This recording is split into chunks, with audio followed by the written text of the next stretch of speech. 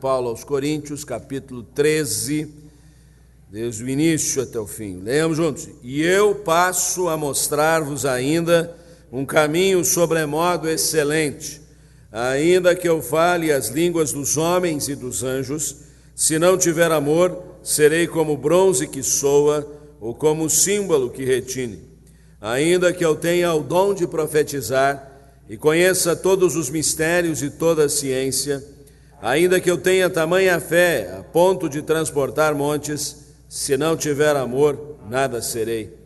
E ainda que eu distribua todos os meus bens entre os pobres, e ainda que entregue o meu próprio corpo para ser queimado, se não tiver amor, nada disso me aproveitará.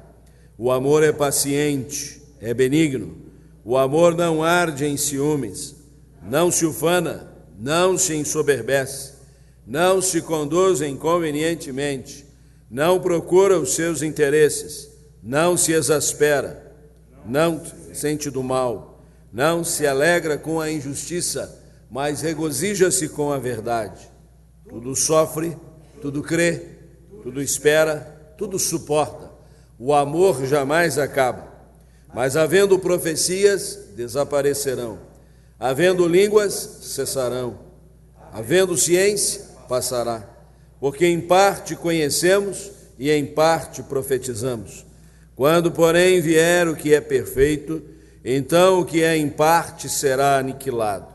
Quando eu era menino, falava como menino, sentia como menino, pensava como menino. Quando cheguei a ser homem, desisti das coisas próprias de menino. Porque agora vemos como em espelho, obscuramente. Então veremos face a face.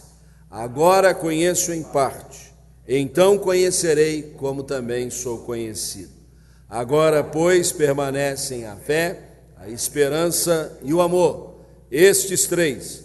Porém, o maior destes é o amor. E por que é o maior? Porque fica para sempre.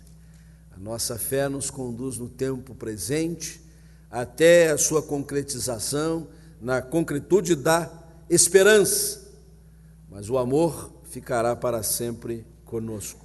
Vamos exaltar o amor de Deus, que o qualifica. Deus é amor. Cantando o hino 178 para o louvor do nosso Deus.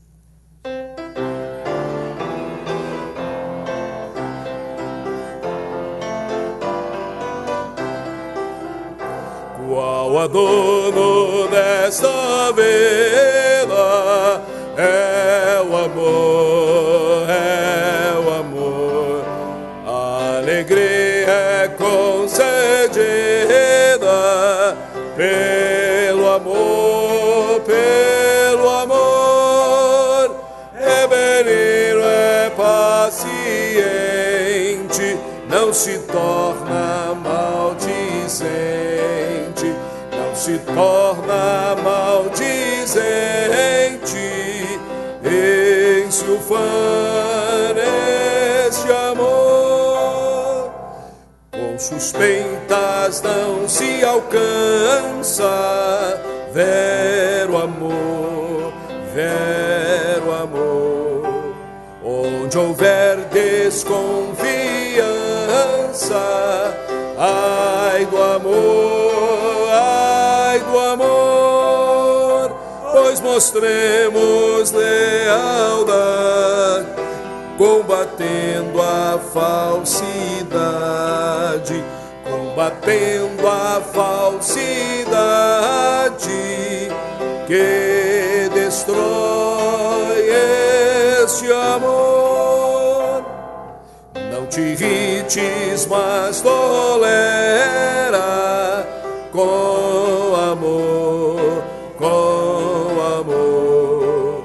Tudo sofre, tudo espera, pelo amor, pelo amor. O caminho excelente, ao segui-lo vence o crente, ao segui-lo vence o crente, numa vida de amor.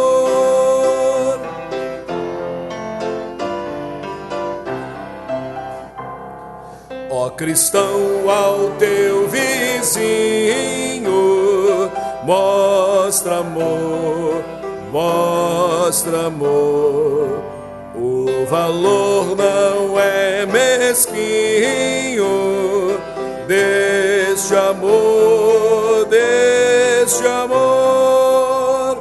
O Supremo Deus nos ama, Cristo para o céu nos chama, Cristo para o céu nos chama, onde reina este amor.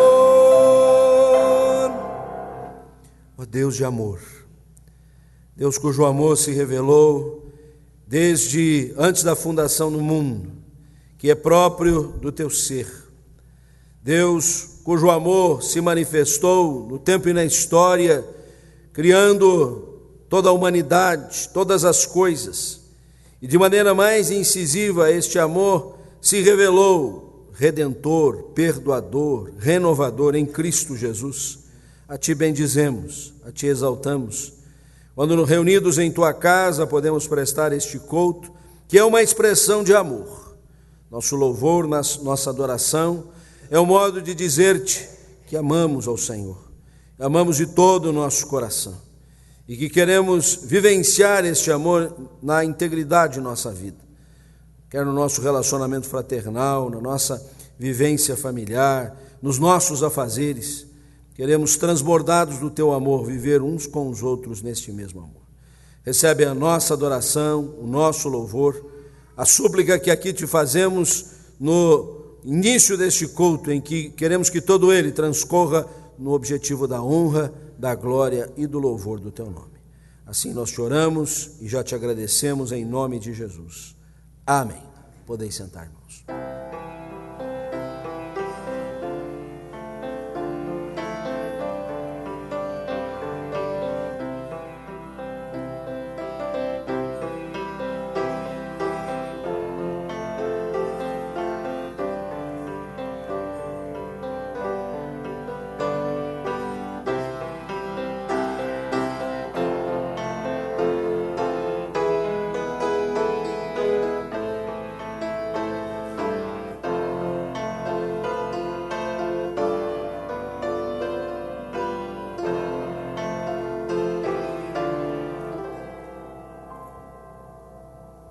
Sob a excelência do amor, mas também debaixo da graça do perdão, nós vamos ler nesse instante a palavra de Deus na primeira carta de Paulo aos Coríntios, agora no capítulo 15, os versículos 16 a 19.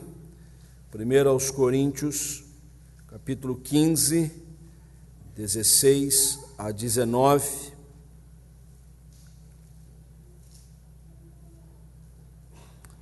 Nos diz assim a palavra de Deus: se os mortos não ressuscitam, também Cristo não ressuscitou. E se Cristo não ressuscitou, é vã a vossa fé, e ainda permaneceis nos vossos pecados. E ainda mais, os que dormiram em Cristo pereceram. Se a nossa esperança em Cristo se limita apenas a esta vida, somos os mais infelizes de todos os homens. E o verso 20 diz: mas Cristo ressuscitou. A graça do Senhor é maravilhosa, é completa. E nós estamos com a oportunidade de adorar e bendizer ao Senhor nesta hora, porque não apenas Cristo morreu, mas Ele também ressuscitou. E a sua ressurreição nos franqueou plena graça, especialmente a graça vista da perspectiva do perdão. Não podemos prescindir dele, quer no que tange ao nosso relacionamento com Deus, então da parte do Senhor nos advém perdão, quer no nosso relacionamento uns com os outros. Precisamos que esse relacionamento transcorra também sob o perdão.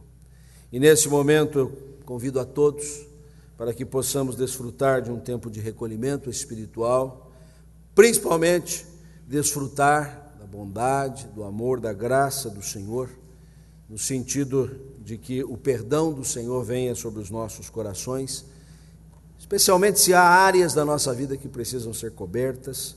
Com certeza esta graça é abundante e transbordante. Curvemos as nossas frontes, vamos orar alguns instantes silenciosamente. Oremos.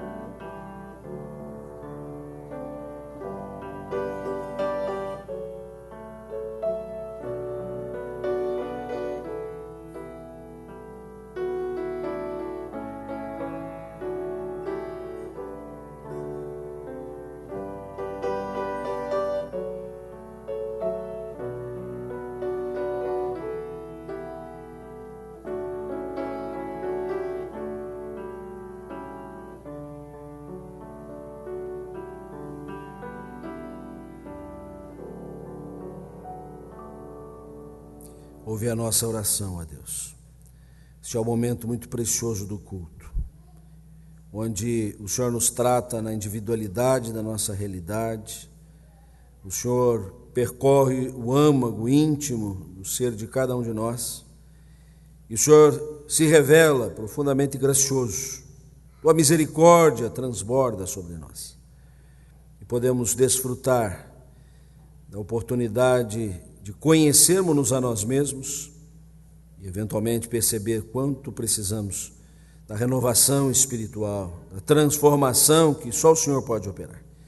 Conhecemos o Salvador Jesus, aquele que transformou a nossa vida, mas ao mesmo tempo, Senhor, vivemos uma luta, uma batalha espiritual e sabemos que o vitorioso é o Senhor Jesus e queremos que esta realidade se evidencia em nossa vida, em nosso falar, em nosso viver, em nosso conviver, em nossas deliberações, em nossas ações e atitudes. Vem manifestar, ó Deus, nesta hora a tua abundante graça. A ti confessamos os nossos pecados, temos desonrado muitas vezes o teu nome, ó Deus. Purifica-nos dos nossos pecados e dá-nos a atitude que convém, aquela que nos transforma em bem-aventurados, porque temos o privilégio de confessar e deixar o pecado, para andarmos em retidão na tua presença. Ouve também o clamor que te apresentamos, ó Deus, a nossa oração em prol de causas tantas, a causa do teu reino, a causa do teu santo evangelho, Senhor, o trabalho que a tua igreja realiza em toda a face da terra. Nós queremos neste instante colocar a vida dos nossos amados missionários no Brasil e no mundo, muitos deles vinculados à nossa equipe missionária, onde estiverem, ó Deus, tenham a guarida, a proteção, o Senhor esteja dirigindo e orientando seus passos. Lembramos-nos muito especialmente dos nossos irmãos no Senegal, que aguardam a audiência com a autoridade judiciária ainda nesta semana. O Senhor esteja presidindo este evento e que a justiça se faça, ó Deus. Haja compreensão da parte daquelas autoridades para com o trabalho que está sendo realizado, que é em prol do teu reino, da salvação de infantes e famílias, jamais de destruição de lares. Dá força e firmeza aos teus servos, que ali estão, ó Deus, confiando exclusivamente no Senhor. Nós pedimos a tua bênção pelos nossos irmãos que padecem, que sofrem, que se acham em vias de fazer cirurgias. Todos estejam sob o controle, a bênção, o cuidado do Senhor nesta hora. Entregamos a vida de cada um deles diante do Senhor, que é poderoso para fazer muito mais do que aquilo que pensamos ou pedimos. Assim nós te suplicamos, oramos e queremos unir a voz e o coração para juntos, nas palavras que Jesus nos ensinou, orarmos dizendo: Pai nosso que estás nos céus, santificado seja o teu nome. Venha o teu reino, seja feita a tua vontade, assim na terra como no céu. O pão nosso de cada dia nos dai hoje. Perdoa-nos as nossas dívidas, assim como nós perdoamos aos nossos devedores. E não nos deixes cair em tentação, mas livra-nos do mal, pois teu é o reino, o poder e a glória para sempre. Amém. Então a nossa equipe de louvor vai se organizando aqui, hoje diminuída, que só estão as meninas desta equipe, muitos estão em férias ainda, a gente percebe isso no auditório, mas já estamos esquentando os nossos motores para aquela arrancada do ano novo. Eu gostaria de saudar a todos que estão conosco aqui, também aqueles que nos acompanham pela internet. O Senhor esteja abençoando a sua vida, na sua casa, onde você estiver, inclusive irmãos da nossa igreja que em viagem agora nos acompanham por esse instrumento de comunicação. Deus abençoe a todos. E reconhecendo entre nós aqueles que nos visitam, são muito bem-vindos. Gostaríamos de distinguir aqueles que estão nos visitando pela primeira vez. Se essa é a primeira vez que você está conosco, quando você estiver, coloque-se em pé, e nós queremos presenteá-lo. Você vai levar uma singela lembrança da nossa igreja. Quem está aqui pela primeira vez, tem gente aqui na frente, tem gente lá atrás. Eu pude conhecer o irmão Pedro de Cuiabá, o reverendo Lucas do Rio de Janeiro, que já esteve conosco de manhã, sua esposa, outros irmãos. Sejam muito bem-vindos em nome de Jesus. Obrigado pela sua presença. Deus o abençoe. Vamos louvar, vamos adorar ao Senhor. Convido a todos para colocarmos em pé e vamos cantar para o Senhor Jesus. Boa noite, igreja. Que alegria no nosso coração de poder estar aqui nessa noite para, junto com vocês, adorar e bendizer o nome do Senhor. Nessa primeira canção, ela diz que alegrar-se-á no Senhor a minha alma, em todo o tempo que eu estiver louvando.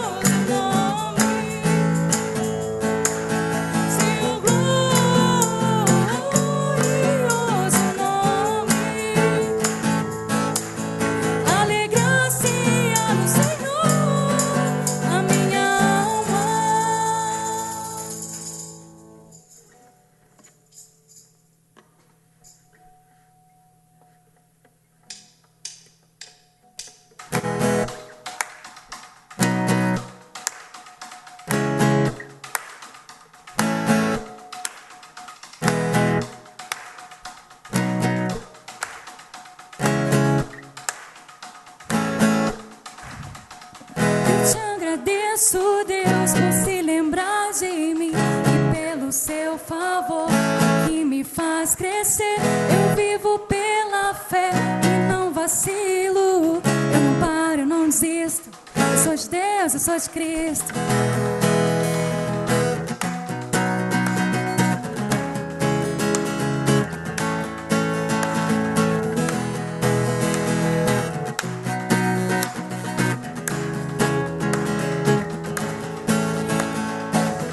Te agradeço, Deus, por se lembrar de mim e pelo seu favor e o que me faz crescer. Eu vivo pela fé e não vacilo. Eu não paro, eu não desisto. Eu sou de Deus, eu sou de Cristo. Você mudou a minha história e fez o que ninguém podia imaginar. Você acreditou, isso é tudo. Só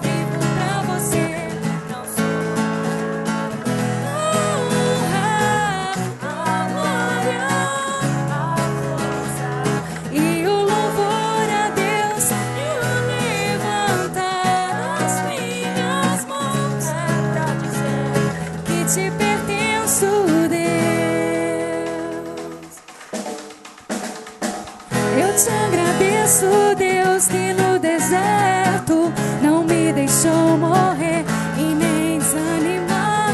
E como aquela mãe que não desistiu, você não se esqueceu.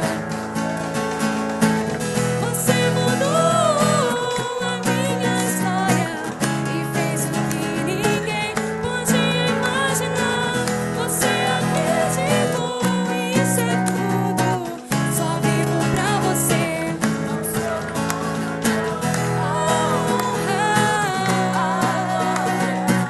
A força e o louvor a Deus e o levantar as minhas mãos é pra dizer que te pertenço.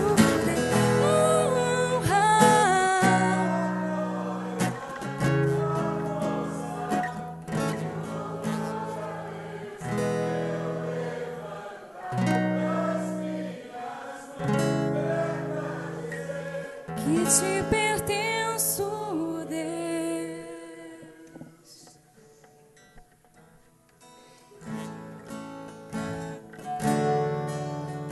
Senhor Deus, nós queremos nessa noite, Pai, entregar o nosso coração, Deus, entregar o nosso espírito, Senhor. Sabemos que pertencemos a Ti, Deus, e devemos tudo a Ti, Pai, o nosso respirar, Deus. Não somos nada sem Ti, Deus, esse é o clamor da nossa noite, Deus, que nós queremos, Deus, poder reconhecer isso, Pai, que não somos nada sem Ti, Senhor.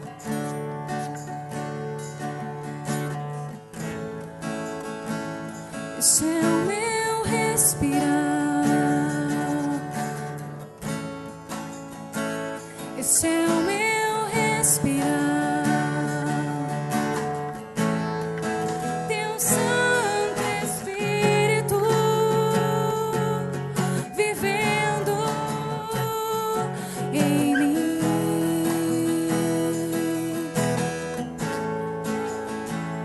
E esse é o meu pão. E esse é o meu pão.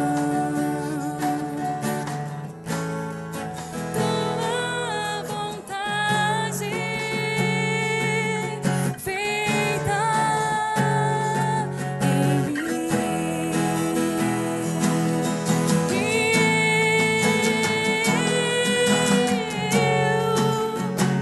Eu nada sou sem Ti, Jesus.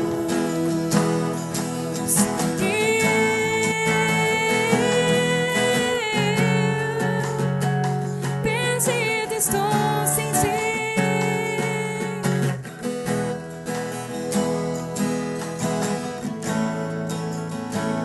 Esse é o meu respirar. Esse é o meu respirar. Teu Santo Espírito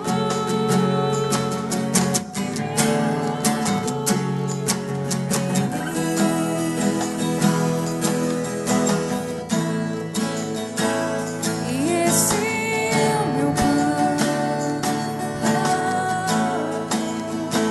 E esse é o meu pão.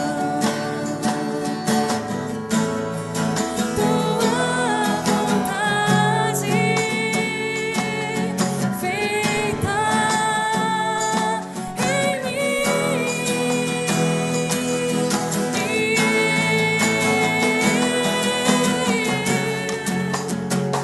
Eu nada sou sem Ti, Jesus.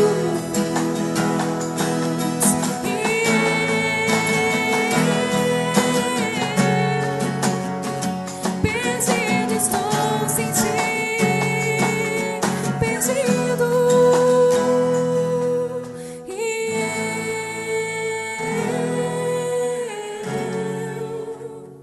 Eu nada sou sem Ti, Jesus.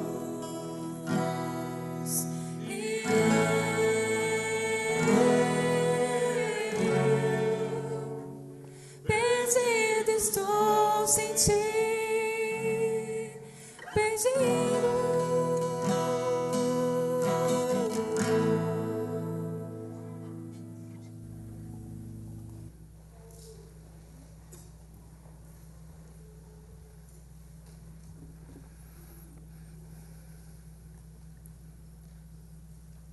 A gente não é nada, né? Sem Ele. E às vezes a gente não dá nada para Ele, né?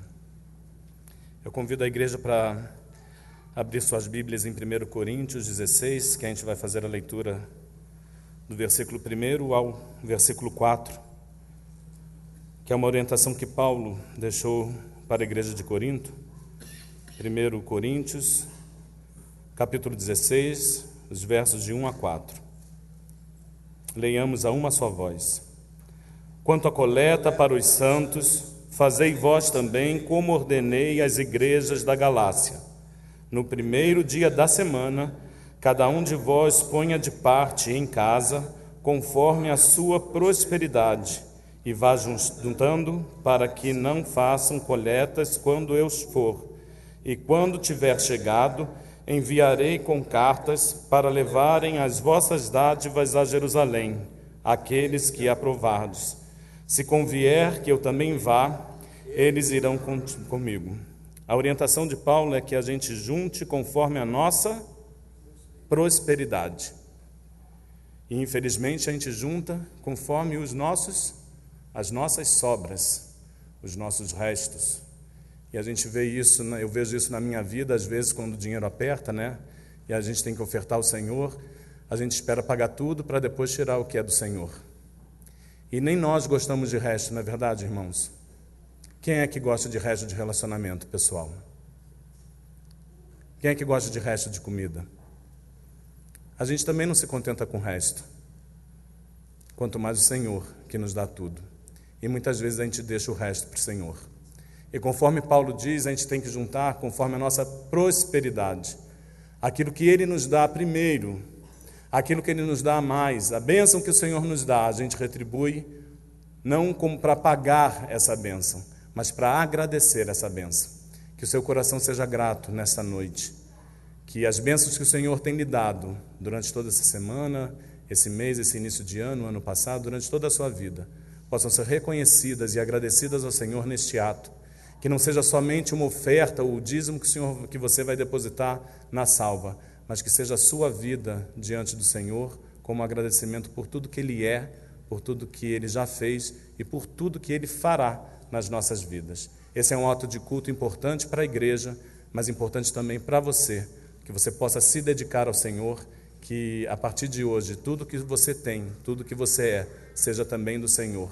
Que a gente não deixe somente o resto do nosso tempo, o resto do nosso dinheiro, parte da nossa família, um pedaço do nosso trabalho, mas que a gente integralmente esteja dedicado ao Senhor. Enquanto os diáconos recolhem as ofertas, a gente vai cantar o hino 350, e na última estrofe, como já é de praxe, as crianças vêm aqui para frente para sair com a tia Luciana, ok?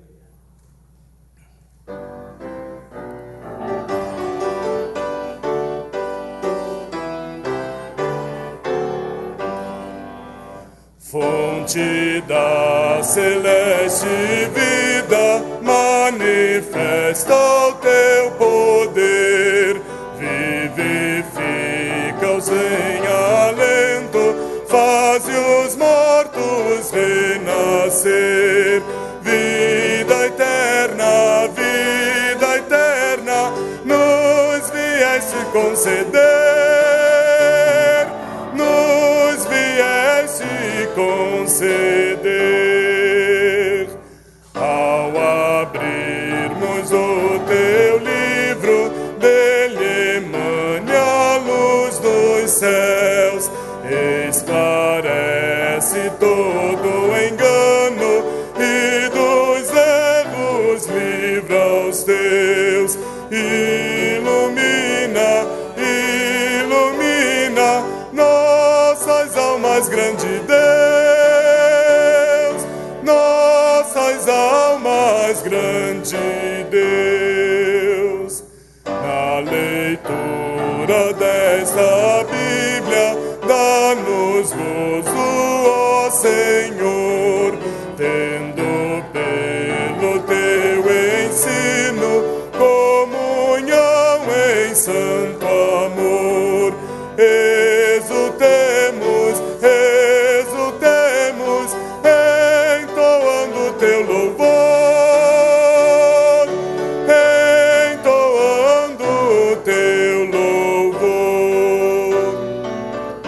pé.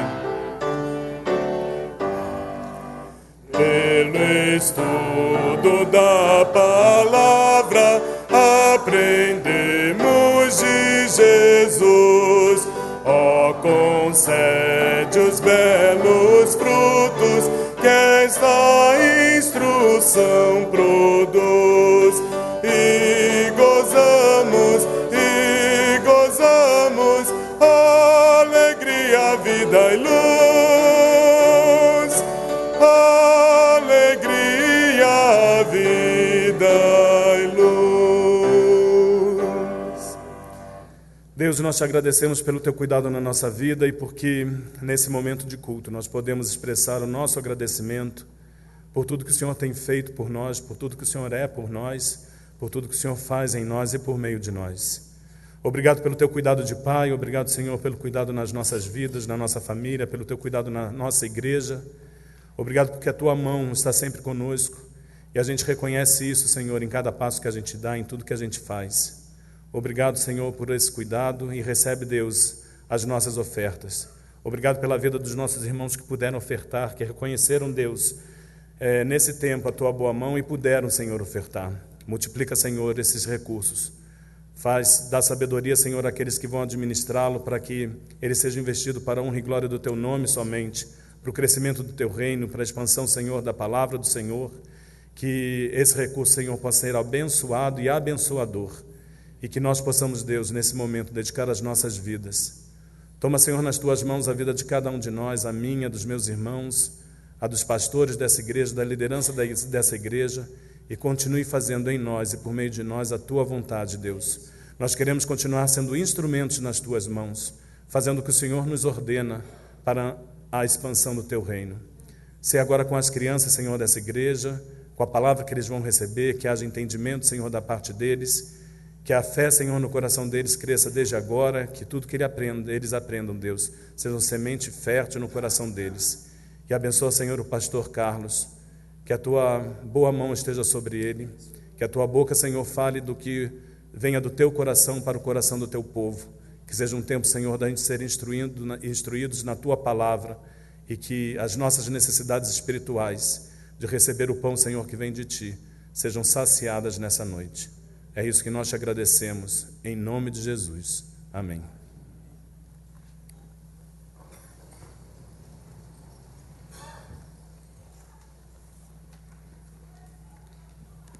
Para a nossa reflexão nessa noite, quero convidá-lo à leitura do texto que se encontra no Evangelho de Marcos, capítulo de número 8.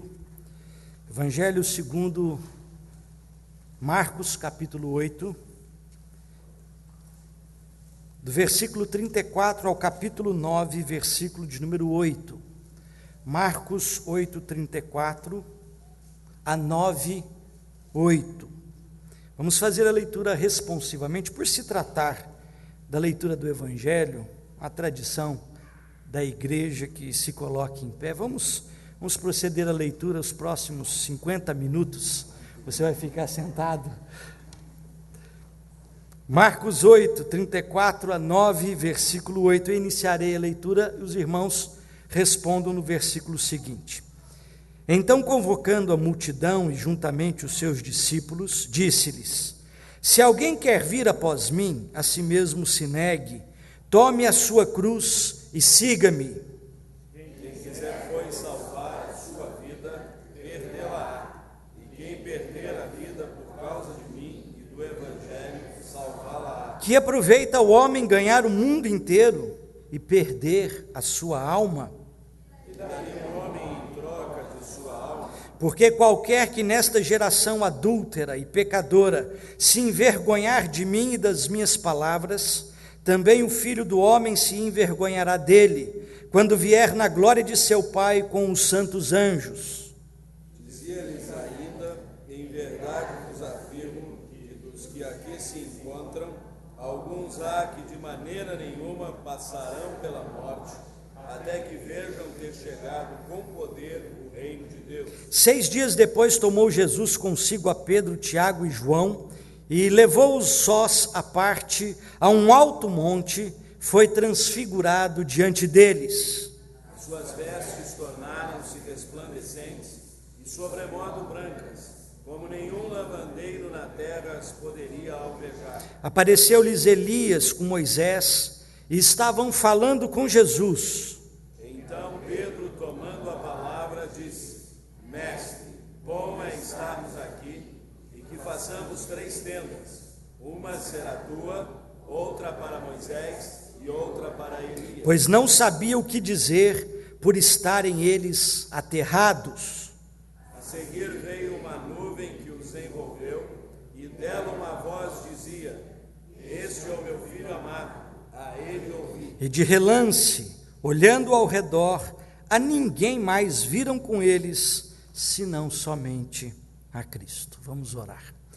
Tens misericórdia de nós, ó Deus, nessa tarde, nesse entardecer gostoso que Tu nos concedes de vida, e nesse instante, ó Deus, que a vida seja dinamitada, dinamizada, acrescentada também, ó Deus, pelo entendimento da Tua palavra.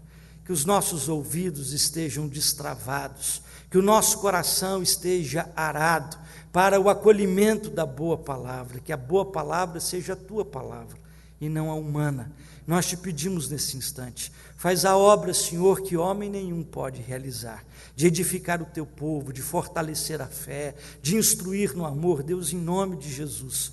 Como cantamos nessa tarde, somos inteiramente dependentes de Ti, e sem Ti nós nada podemos fazer. É a nossa oração e súplica em nome de Jesus. Amém. Podeis sentar. Você deve estar com o seu boletim em mãos, então antes de nós passarmos a reflexão, pega o seu boletim. O ano passado o tema da nossa igreja foi a trajetória da fé, e nós saímos do Gênesis e caminhamos por toda a Bíblia durante o ano de 2012 e chegamos no final no Apocalipse. O tema da igreja nesse ano, conforme você tem no boletim, é uma comunidade modelo, texto esse baseado em 1 Tessalonicenses capítulo 1, versículo 7, quando Paulo, escrevendo àquela igreja, diz: vocês se tornaram referencial, paradigma, um modelo de todo o rebanho. No nosso primeiro bimestre desse ano de 2013, dentro dessa percepção de uma comunidade modelo, nós estaremos abordando a temática da comunidade discipuladora, e é sobre isso que eu gostaria de introduzir o nosso assunto deste final de tarde, desse início de noite. O que é ser discípulo de Jesus? O que é seguir a Jesus? Ser discípulo de Jesus não é um rito. Há pessoas que estão acostumadas com determinados ritos na sua caminhada religiosa, quer seja de um naipe, quer seja de outro, quer seja o evangélico, quer seja o católico, quer seja o espírita, e vivem em função destes ritos como uma apresentação daquilo que de fato vem a concernir o seguir a Cristo. Seguir a Cristo também não é uma questão de observância de preceitos, de referenciais comportamentais, uma série de listas aonde você pode, você não pode, você faz, você deixa de fazer. Seguir a Cristo é algo muito mais sério do que isso. A igreja tem perdido com o passar dos anos, na sua história, esse tipo de percepção. Os 3 primeiros séculos da história da igreja cristã são marcados por uma comunidade que saiu do obscurantismo nos rincões das terras de Judeia, em torno de Jerusalém e ali na Galileia, e conquistou todo o Império Romano, à custa de gente que morreu, que fora jogada para leões, que se tornou espetáculo nos picadeiros romanos, gente que tinha um compromisso de vida profundo, gente que não tinha lugar para reunião, não existiam templos, não existiam localidades aonde essas comunidades poderiam se fazer valer para celebrarem a sua fé. Alguns se reuniam em catacumbas. Quem faz algumas viagens turísticas a Roma, certamente vai conhecer as catacumbas de Roma, onde você tem ali determinados lugares todinho coberto de ossos humanos, aonde parte da comunidade cristã se reunia clandestinamente para celebrar a sua fé. O fato é que a igreja não tinha tanto rito, e a igreja não tinha tanto preceito, a igreja tinha compromisso de vida e de morte. com o anexar de Constantino no Império Romano da igreja, a igreja se tornou o quintal da casa de Constantino, o imperador romano. Ele passou inclusive a convocar concílios da igreja para passar a trabalhar as temáticas doutrinárias, teológicas, para produzir o cânon das escrituras, para definir os paradigmas de fé, as confissões de fé. O que aconteceu é que a igreja perdeu o aspecto de seguir a Cristo para celebrar determinadas questões litúrgicas, como e tão somente o seu compromisso de fé. Nessa tarde, eu gostaria de pensar com vocês naquilo que o Evangelho apresenta para a gente como o seguir a Cristo, o caminho de intimidade com o Senhor. Não há possibilidade de discipulado, não há possibilidade de intimidade com o Senhor se não existir um relacionamento correto. É impossível haver intimidade onde não exista uma relação verdadeira, profunda, digna e abençoadora. Isso vale para casais, isso vale para pais e filhos, e isso vale com certeza na relação também com Deus. A verdadeira relação com Deus, a verdadeira adoração, tem também esse requisito, tem essa condição, sem a qual ela não se efetua e nem se estabelece. Sem intimidade, não há discipulado, não há caminhada com o Senhor, não dá para seguir Jesus de longe. O Salmo de número 25, versículo 14, diz assim para a gente: a intimidade do Senhor é para os que o temem. A nossa cultura ocidental tem fracassado precisamente por ser uma cultura secular, e essa cultura secular está circunscrita à coisa e à função. As pessoas ficam encantadas ao perceberem vivendo em um mundo onde as coisas são importantes. Chegamos a um estado tal que coisificam-se pessoas e personificam-se coisas. Mas o day after deste momento de encantamento com as coisas é a percepção e o descobrimento de que nós estamos sós com elas, isolados, solitários, empobrecidos e no meio de tanta quinquilharia, aturdidos com o fato de que juntamos coisas e não melhoramos nada na vida. Eugene Peterson, um escritor cristão, declara que vivemos tempos em que as pessoas começam a ver que este secularismo atual marginaliza e, por fim, elimina dois aspectos essenciais da plenitude da vida humana. Quais são? Intimidade e transcendência. Intimidade, queremos experimentar o amor, a confiança e a alegria dos humanos. E transcendência, queremos experimentar o amor, a confiança e a alegria do divino. Muitas igrejas atualmente têm interiorizado de forma acrítica os caminhos desta cultura reinante.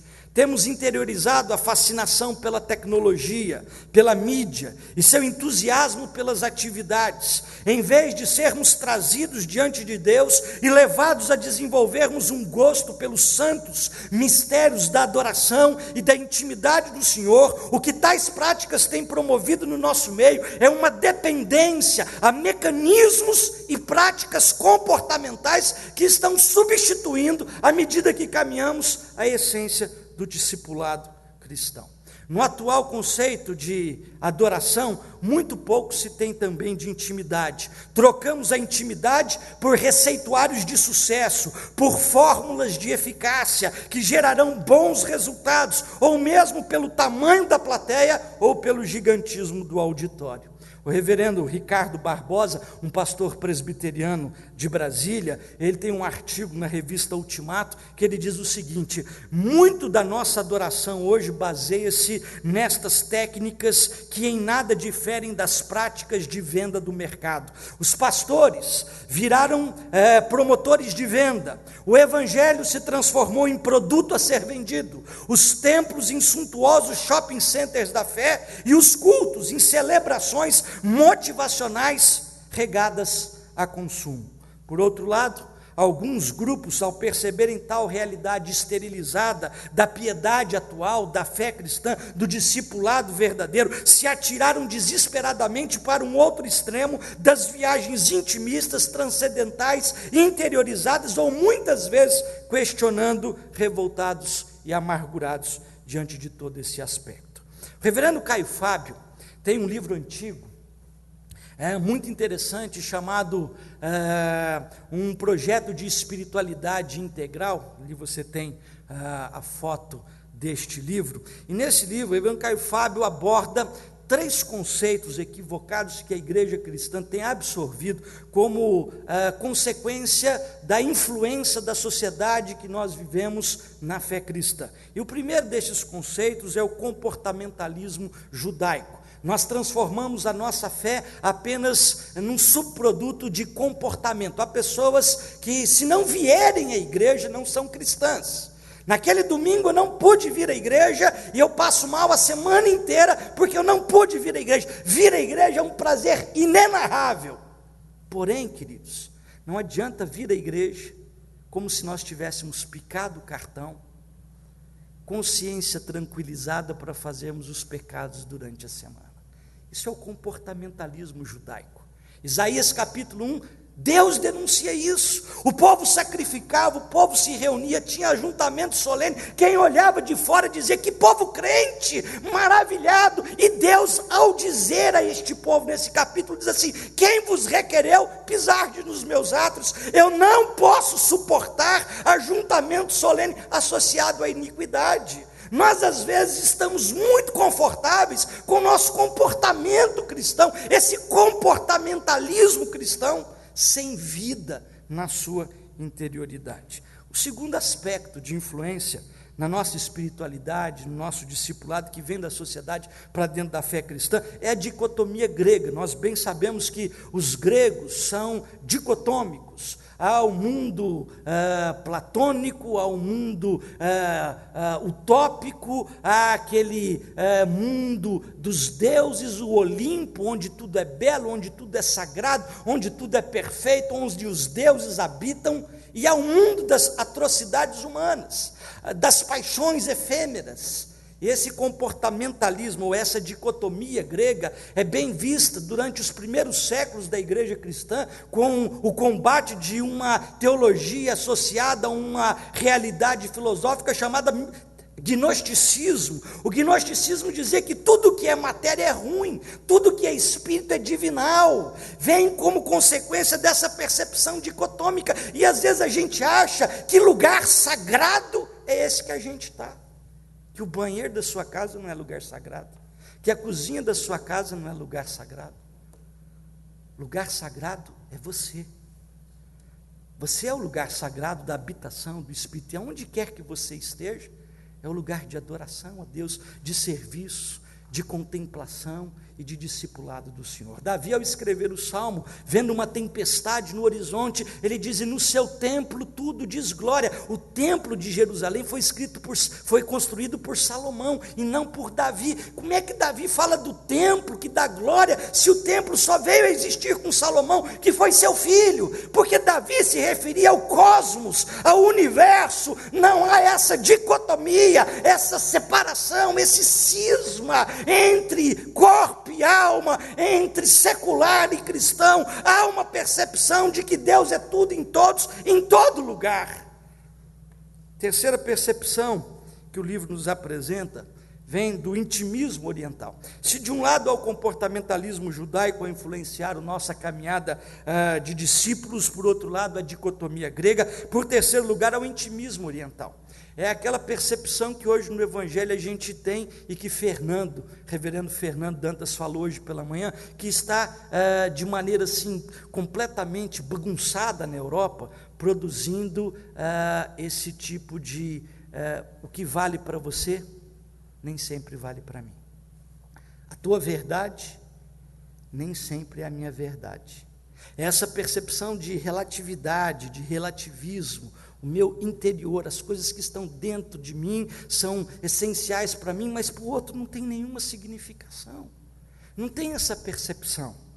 Isso vem do pensamento oriental, das religiões orientais, onde somos convidados ao nirvana, a uma viagem para dentro de nós mesmos, para um isolamento, para arrebatamentos interiores que nem sempre mudam a realidade exterior da nossa vida. Pois bem, diante dessa introdução, de todos esses elementos que estão influenciando a nossa caminhada cristã, como é que nós temos seguido a Cristo? Como é que nós temos vivido? Como é que o Evangelho apresenta para a gente essa percepção da caminhada de fé de discípulos do Senhor nos dias atuais? O Evangelho de Marcos é o primeiro texto, é a primeira literatura do Novo Testamento. Não há nenhum texto antes do Evangelho de Marcos na cronologia bíblica das produções literárias. Tanto Mateus, que vem primeiro na nossa ordem, quanto Lucas e depois João, os evangelhos vieram depois. Marcos foi o primeiro texto escrito, e curiosamente escrito por um moço que nem sempre teve valor no espectro da caminhada cristã. Quem era Marcos, que escreveu o Evangelho de Marcos? Era João Marcos.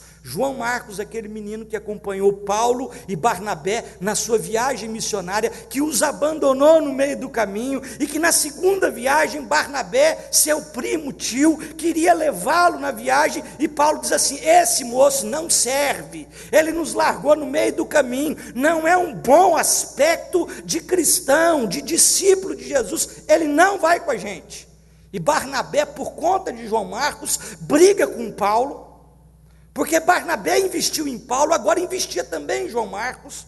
Paulo passa a mão em Silas e eles vão embora, seguem viagem afora, e Barnabé vai com João Marcos. A história conta que Barnabé vem a falecer depois, e João Marcos é levado para Roma, e quem cuida de João Marcos é o apóstolo Pedro, e Pedro dá para ele toda a informação, todos os elementos necessários para a composição do evangelho que ora nós temos em mãos. Segundo estudiosos, literatos gregos, o Evangelho de Marcos, na verdade, não é de Marcos, é de Pedro.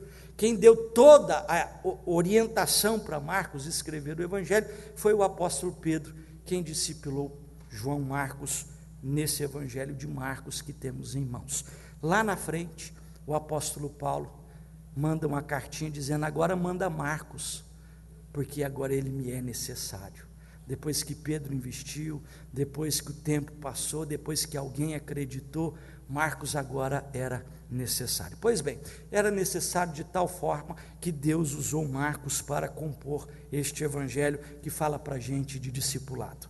E nesse texto que nós lemos, se há uma passagem que fala de discipulado, de intimidade, é o que nós lemos. O capítulo 8 diz para a gente aí no versículo de número 35, quem quiser salvar a sua vida, perdê-la-á. E no 34, se alguém quer vir após mim, tem que negar-se a si mesmo, tomar a sua cruz e seguir-me. Agora, o que é bonito nisso tudo está no capítulo 9, quando Jesus, nos versos 2 a 8, sobe ao monte com Pedro, Tiago e João para um momento profundo de intimidade com Deus.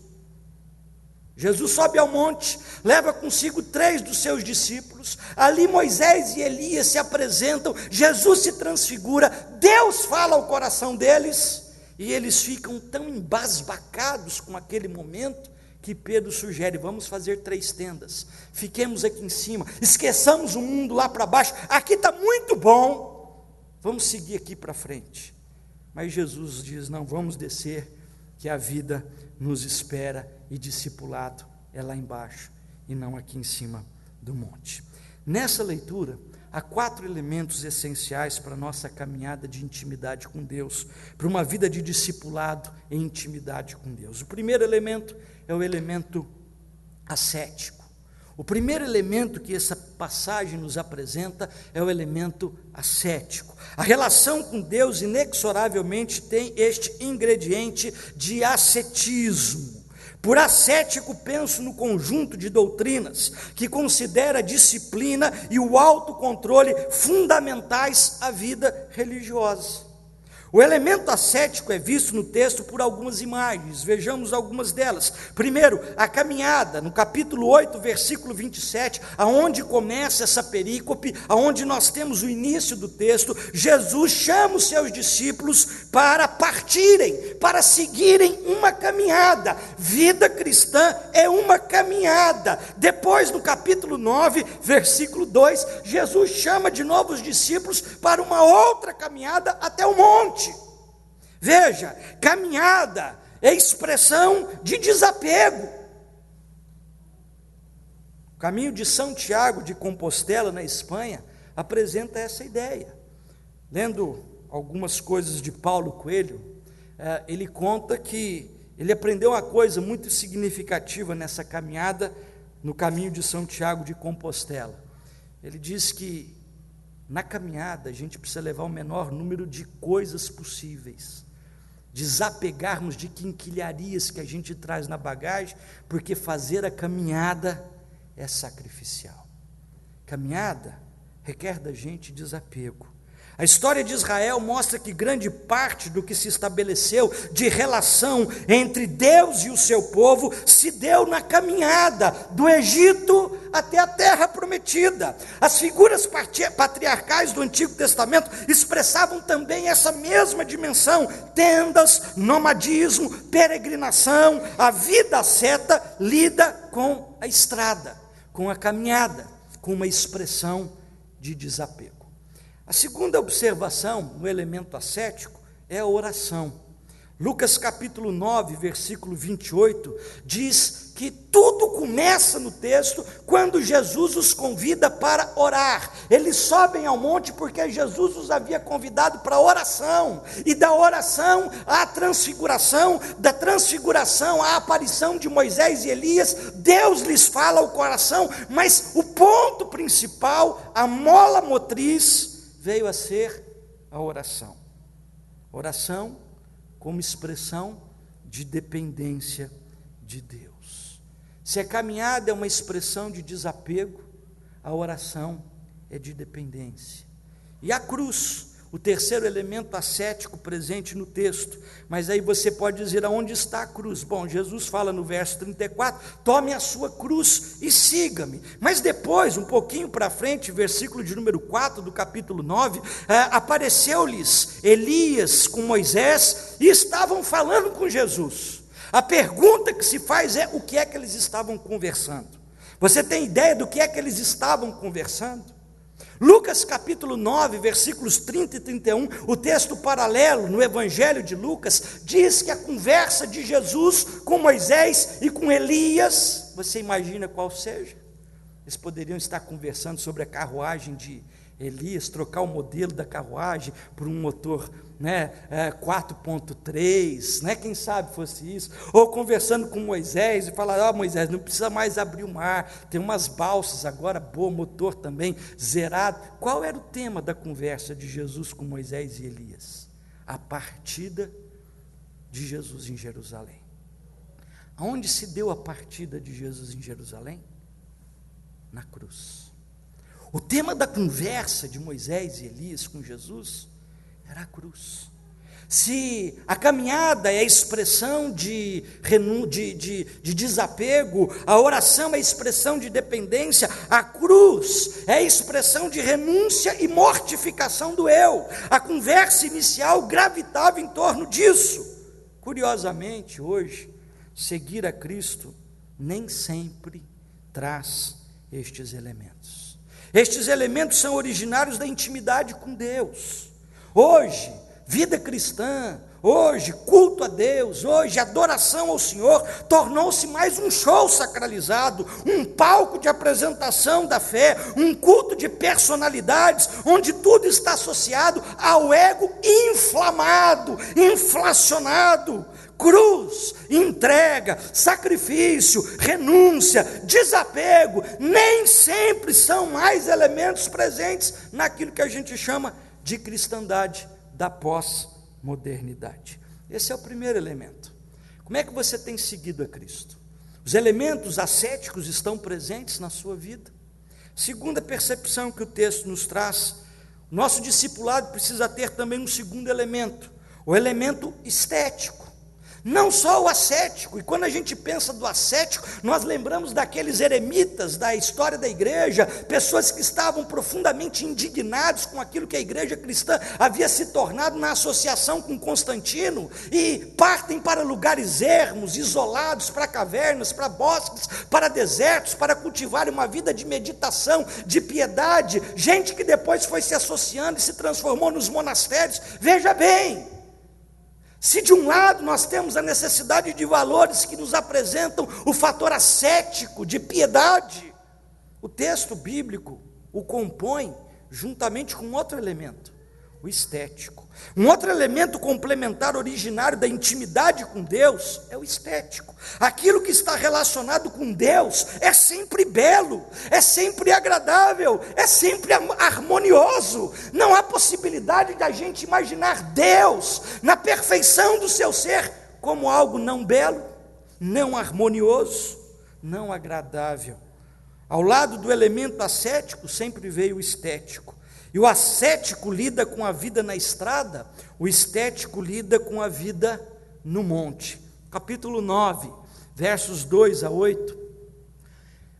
Pedro, Tiago e João subiram com Jesus no monte, e ao chegarem no monte, o Senhor se transfigura, Moisés e Elias aparecem. Era um momento apoteótico, mas não era apenas um momento de manifestação sobrenatural, era um momento extremamente agradável, belo, harmonioso, e era um momento tão gostoso, que Pedro se arroja a dizer: vamos largar tudo para lá, e vamos ficar por aqui, faremos 3 tendas, Moisés, Elias, o Senhor, e a gente fica aqui em cima.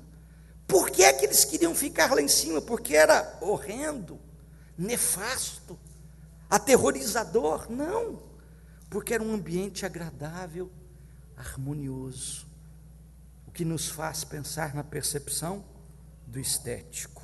A palavra beleza não ocorre no texto nenhuma vez, mas beleza, harmonia é que os discípulos experimentaram no alto do monte, a beleza de Jesus transfigurado, a beleza da lei e dos profetas representados por Moisés e Elias, integrados à glória de Deus, que lhes fala de maneira audível, a beleza do gesto de Deus na declaração de amor, manifesta neste momento: tu és o meu filho amado, em quem me comprazo, em quem tenho todo o meu prazer. Veja, queridos, não há apenas o elemento ascético, o texto está eivado do estético, da harmonia, da beleza, porque vida cristã não é apenas ascetismo, mas é também uma realidade de harmonia, de prazer na companhia de Deus. Pedro se entreteve de maneira tão grande a essa beleza, que disse ao Senhor: fiquemos aqui, bom é estarmos aqui. Terceiro elemento para nossa reflexão: nossa caminhada de discípulos precisa ter elementos ascéticos, piedade, oração, cruz, caminhada. A nossa vida cristã como discípulos precisa também ter elementos estéticos, a harmonia que vem da beleza, que emana da presença, as coisas belas, harmônicas e agradáveis que emanam de Deus. Mas há também um elemento profético no texto. Curiosamente, o tema da intimidade do Senhor anda de mãos dadas com a proclamação profética. Discípulo de boca fechada não é discípulo de Jesus. Jesus deu uma ordem: ide por todo mundo e pregai o evangelho a toda criatura. Há um compromisso daqueles que são batizados em anunciarem o evangelho. Há um compromisso profético. Por profético, entendemos a boca de Deus. A visão dos profetas do Antigo Testamento eram aqueles que usavam a seguinte expressão: assim diz o Senhor, boca de Deus. Alguns exemplos, como por exemplo de Isaías. Isaías tem inúmeros textos onde a palavra profética contundente alinha as vertentes díspares da caminhada cristã. Isaías capítulo 1, é uma delas, nós já citamos. Isaías 58, enquanto o povo jejuava, Isaías proclama dizendo: este é o jejum que Deus requereu de vocês? Não, que deixem de comer, que deixem de abastecer as vossas vidas de energia e de força. Antes, o vosso jejum seja soltar as amarras da impiedade, da exploração do seu próximo. Uma série de elementos que o capítulo 58, o profetismo de Isaías, nos apresenta. Malaquias também denuncia as práticas de um culto, de adoração a Deus, as quais abominavam. O elemento profético, que é visto como boca de Deus, voz de Deus, é ouvido nesse cenário. O texto diz que a voz do Senhor, verso de número 7, brada no céu. A seguir, veio uma nuvem que os envolveu, e dela uma voz que dizia: este é o meu filho amado, a ele ouvi. Na vida cristã, Deus tem que falar. Há muito cristianismo, muito discípulo onde Deus é mudo, onde cortaram a língua de Deus. O que se ouve são outras vozes, o que se está atento são a outros interesses. Deus mesmo está calado. Há o elemento ascético, há o elemento estético, há o elemento profético e, por fim, para nós encerrarmos, há o elemento dialético. Por dialético pensamos em oposição, em conflito, em contraposição. Se há algo impregnado nesse texto, é o elemento dialético. Jesus fala de intimidade com Deus, Jesus mostra intimidade com Deus. Mas aonde está a contraposição daquilo que Jesus está falando com o momento, com o citizenleben da ocasião? Jesus não mostra essa intimidade com Deus em Jerusalém. O templo de Deus era Jerusalém, o lugar sagrado era Jerusalém.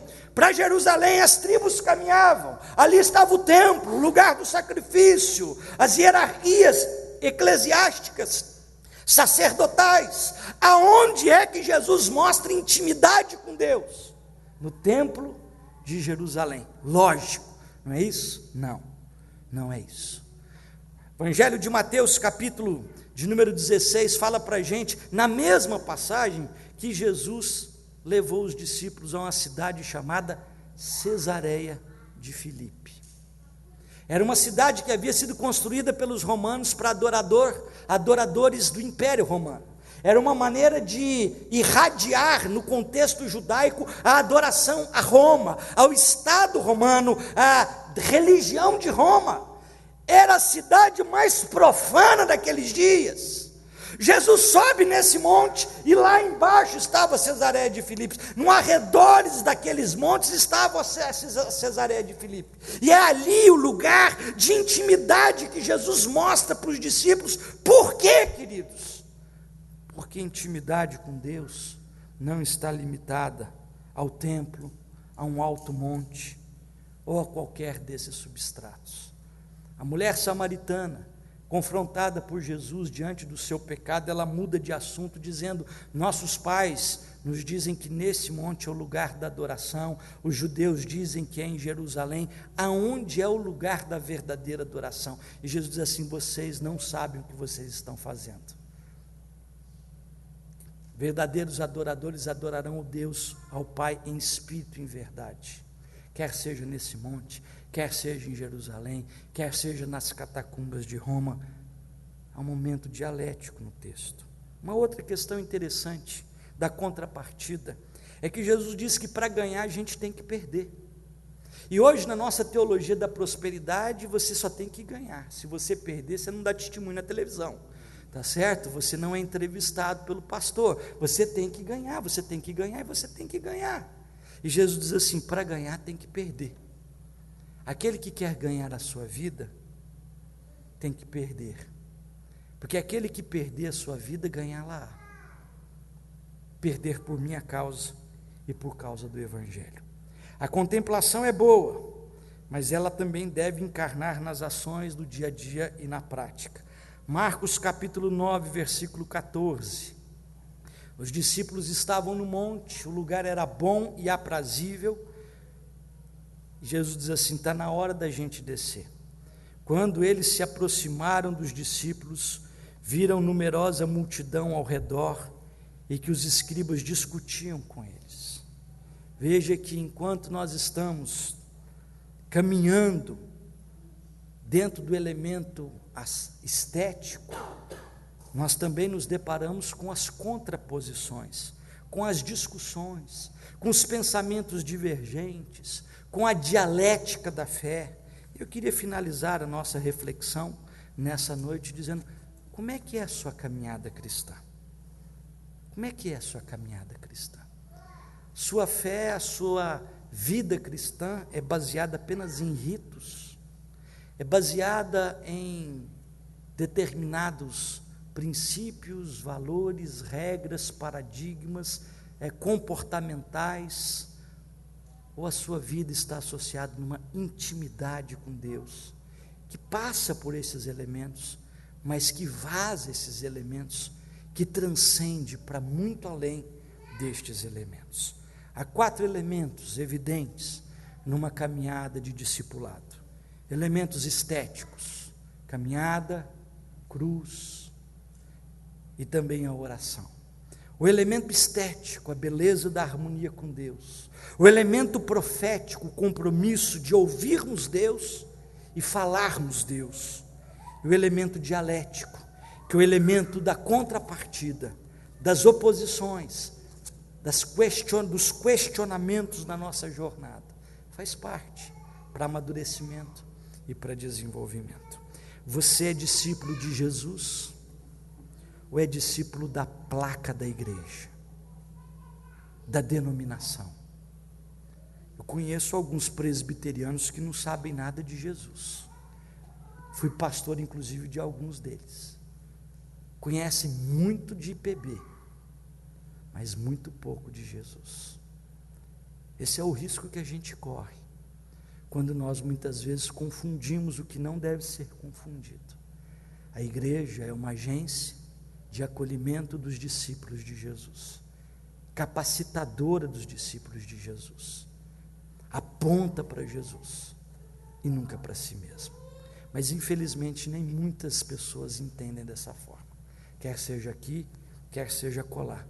Seguem ilusoriamente algumas coisas em nome de Jesus, mas que de Jesus não tem nada. Feche os seus olhos, vamos orar ao Senhor. Pai, nesse tempo em que nós pensamos sobre uma comunidade modelo, nós queremos olhar para a Tua palavra e vermos nela o referencial seguro de prática, de caminhada, de discipulado, de valoração para as nossas vidas atuais. Vivemos num mundo encharcado de vozes. Há, Senhor, vozes por todos os lados, chamando, conclamando, confundindo, mas queremos ouvir a Tua voz, queremos entender a Tua palavra, livres das amarraduras, Senhor, livres, Senhor, das amálgamas, ó Deus, religiosas que muitas vezes, ó Deus, nos impedem de contemplar a beleza do Teu ser e gozarmos, ó Deus, da harmonia da Tua intimidade. Ó Deus, andarmos com o Senhor é andarmos em intimidade na Tua presença. Isso passa, Senhor, por valores, por elementos estéticos, ascéticos, proféticos e dialéticos. Ajuda-nos a repensar a nossa caminhada segundo a Tua palavra, segundo o projeto de Jesus, mais fascinante projeto de vida para a vida do ser humano. É a nossa súplica, que tenhamos neste lugar verdadeiros adoradores, discípulos valorosos do Senhor Jesus, não só agora, mas em todo lugar e para todo sempre. Em nome dele é que oramos. Amém. Comunidade discipuladora faz discípulos, mas primeiro precisa ser discípula. Portanto, sede discípulos. Nós vamos terminar o nosso culto cantando o hino 148, esta oração noturna, desejando a todos uma feliz, próspera e uma semana em que possamos ser verdadeiramente discípulos do Senhor. Quero convidar o reverendo Lucas Ribeiro para estar no púlpito conosco e ao encerramento do culto, orar e impetrar a bênção sobre o povo de Deus. O reverendo Lucas é pastor da igreja de São Pedro da Aldeia, a belíssima região dos Lagos, do litoral norte fluminense, e nos dá a honra da sua companhia aqui. Fiquemos em pé, louvemos ao Senhor. 148.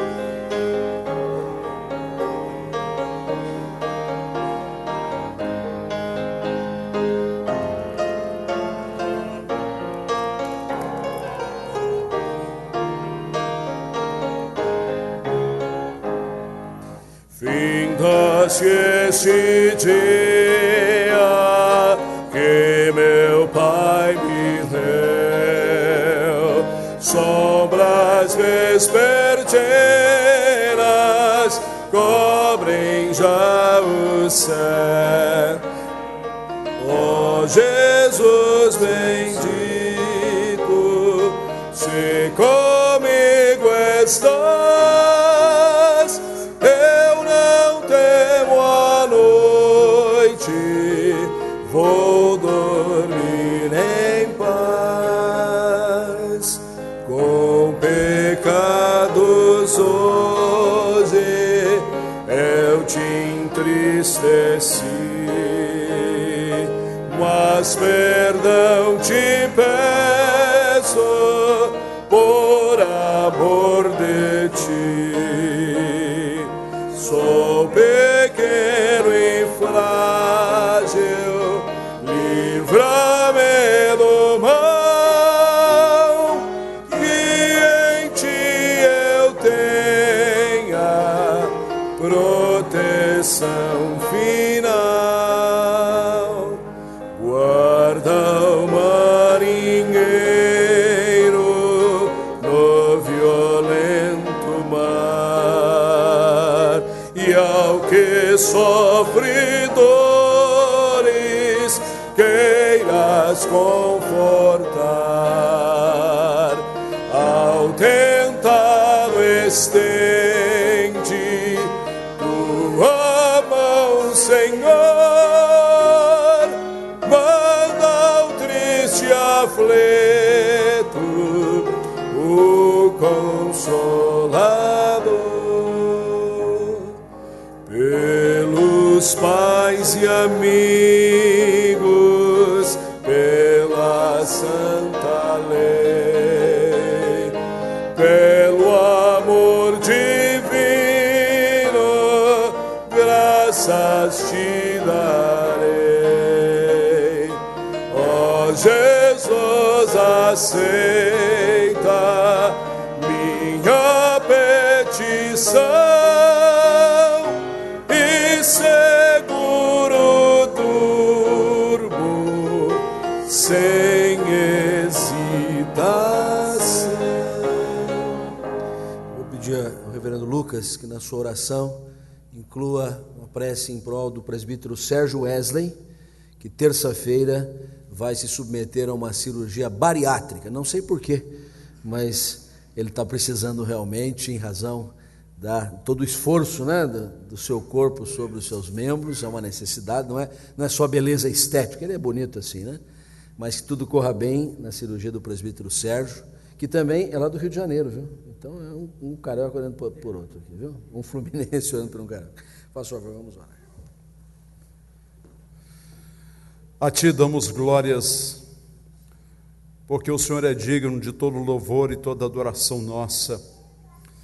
Nesta hora queremos agradecer ao Senhor pela oportunidade que nos destes mais uma vez de sermos alimentados pela Tua palavra. Obrigado, Senhor, pela instrução que ela nos trouxe. Obrigado também porque nós podemos conversar com o Senhor durante o momento em que prestamos o culto ao Senhor, porque o Senhor se faz presente aqui. Sentimos a Tua presença neste lugar e por isso te damos graças, porque é nessa interação nós saímos daqui renovados, fortalecidos para a caminhada que nos chama, cheia de desafios, lá embaixo, na vida, na cidade, enfim, onde nós colocamos a planta dos nossos pés, ali haverá aqueles embates, mas também haverá o momento da vitória, porque o Senhor tem nos usado para conduzir a Tua palavra neste mundo que sofre por causa do pecado.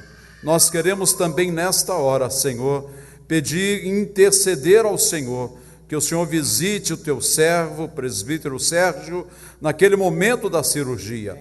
Abençoe, ó Deus, todo procedimento médico, todo procedimento hospitalar, para que seja um sucesso na vida do teu servo, para que ele continue alegre a te servir em espírito e em verdade. Assim abençoa o teu servo e dá a ele, ó Deus, esta bênção que ele desde já pede ao Senhor. E nós, com ele, nos rendemos ao Senhor em gratidão pelo que o Senhor fará, porque temos a certeza absoluta que o Senhor responderá às nossas orações e tem respondido às orações feitas neste lugar. É a nossa oração em nome e por amor de Cristo, aquele que vive e vive eternamente. Amém, amém. E que a graça maravilhosa de Jesus, o insondável amor do eterno Deus, as doces consolações, poder e unção do Espírito Santo de Deus repousem sobre nós, Igreja do Senhor, e não somente agora, mas até a volta gloriosa e triunfal de Jesus o Senhor, Senhor nosso, Senhor da Igreja. Amém.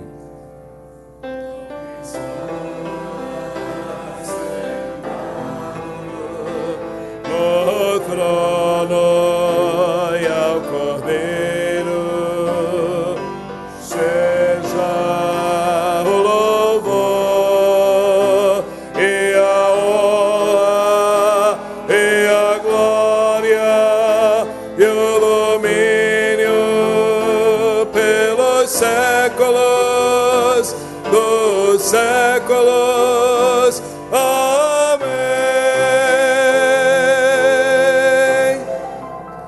Nós ainda não voltamos com o nosso cafezinho no pavilhão, só depois do carnaval. O Ministério de Sociabilidade está de férias, mas não vai embora correndo. Vamos nos cumprimentar, vamos nos saudar, vamos estender os nossos laços de amizade e confraternização.